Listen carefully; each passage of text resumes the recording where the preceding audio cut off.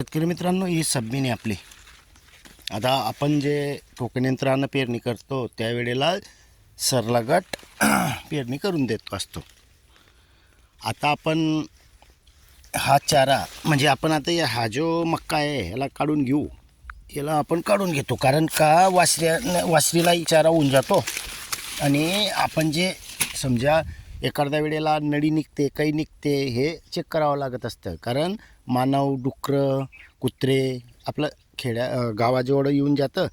त्याच्यामुळे आपण अशा पद्धतीने काढून घेतो जेणेकरून मक्का भारी आहे का बारीक आहे ते न पाहता चारासाठी आपल्याला हे असे काढून घ्यावे लागतात. आणि आपल्या वापरायलाही सोयीस्कर होते, हवाही खेळत राहते. त्याच्यामुळे हे नियोजन करणं महत्त्वाचं असतं. आणि आपला चाराही होतो, वापरही सुरळीत होतो आणि हवाही खेळती राहते. धन्यवाद.